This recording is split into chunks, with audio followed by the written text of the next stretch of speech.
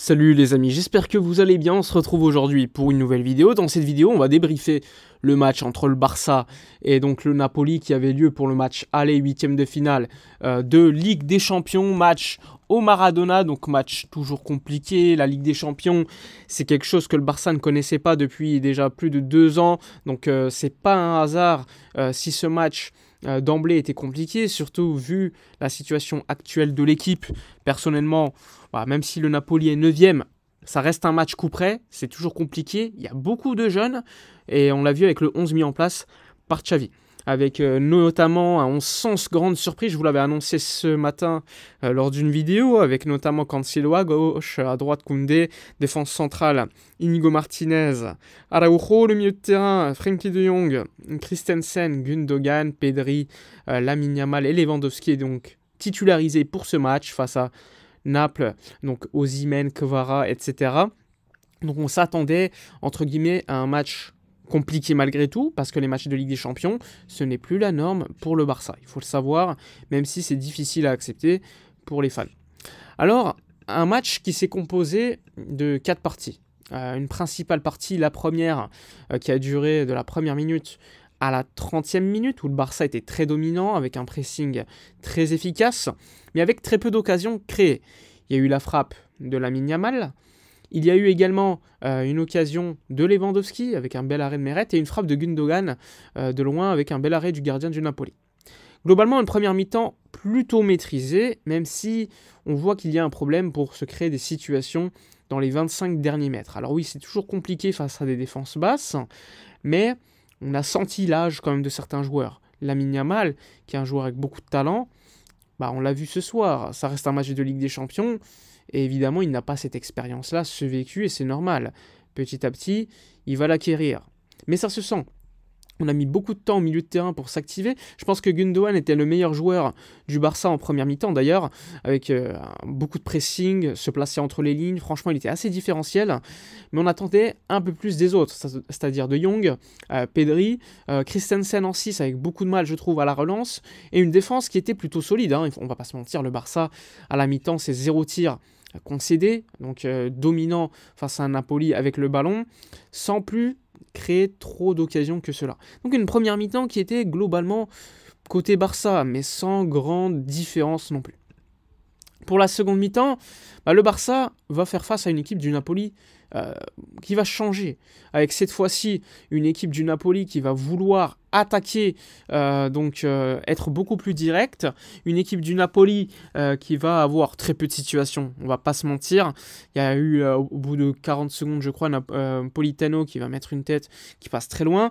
Je trouve que Koundé a été plutôt bon défensivement jusqu'à là en tout cas, tout comme Inigo. Araujo était très solide face à Osimhen, et d'ailleurs le Barça va profiter d'une domination pour marquer, avec une belle situation créée par une passe de Inigo Martinez pour Pedri, qui va montrer à Lewandowski le chemin, puisque Lewandowski, très efficace dans cette année 2024, deux occasions plutôt dans le match, il va en mettre une.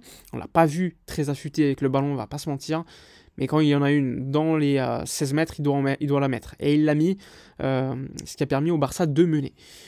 Le Barça était donc devant au bout de l'heure de jeu, et le Napoli, logiquement, a voulu réagir. C'est tout le temps comme ça dans les matchs du Barça, vous le savez, quand le Barça mène, on se relâche au lieu de continuer d'attaquer. Et le Napoli va être beaucoup plus direct, mais sans trop être dangereux non plus, on va pas se mentir.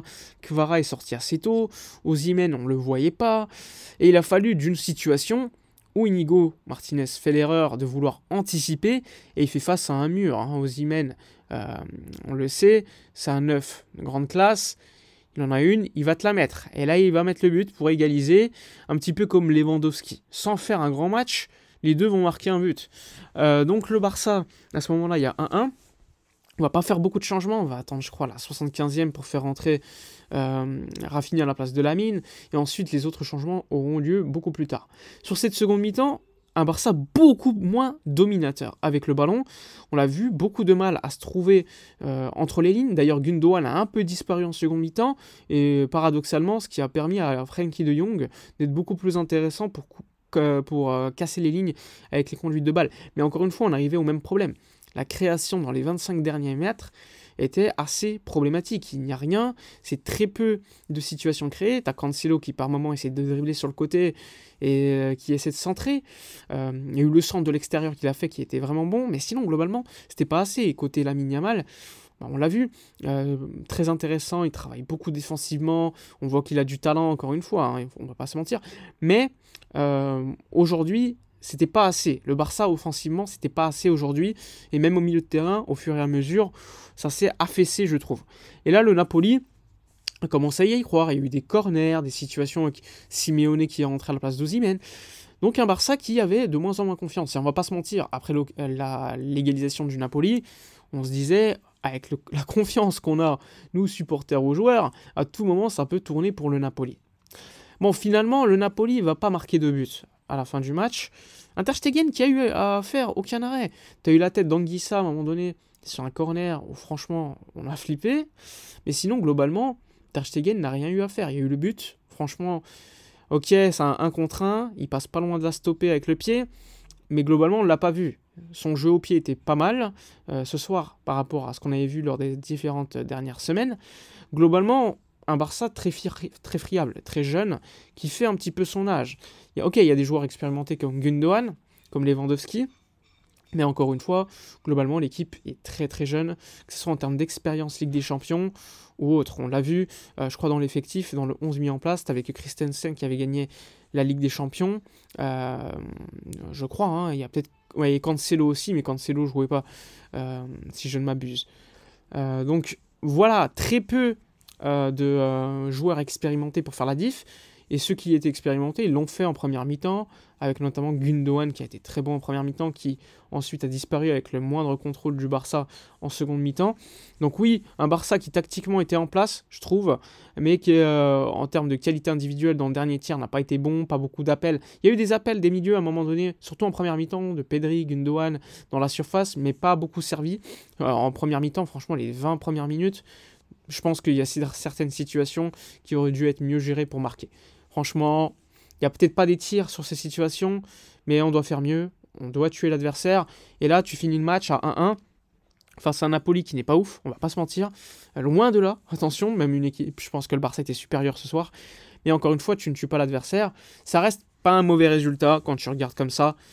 Pour un match de Ligue des Champions, jouer à l'extérieur, c'est jamais un mauvais résultat de faire 1-1, sachant que tu joues à domicile. Mais vu la situation du Barça et du Napoli, ces deux équipes en grande difficulté, avec très peu de certitude, je trouve, eh bien, t'es pas rassuré non plus. On va pas se mentir, ce soir, personne n'est rassuré, ni côté Barça, ni côté Napoli. Et ça, pas un hasard. Le Barça, je pense, d'il y a quelques années, ce soir, il y a 3-0, 4-0, je pense. C'est pour vous dire la différence. Après, oui, ça reste un processus, on va pas se mentir, mais ce soir, il fallait gagner. Vu le niveau de jeu du Napoli, on aurait pu gagner. Donc, on est quand même frustré, mais ça reste un résultat qui n'est pas mauvais. On va rester nuancé. Tu as le boulot à finir à domicile à Montjuïc dans 3 semaines. Voilà pour la vidéo de la journée, la soirée. N'hésitez pas à donner votre avis dans les commentaires, liker, commenter, partager. Je vous dis à la prochaine et d'ici là, comme d'habitude, portez-vous bien.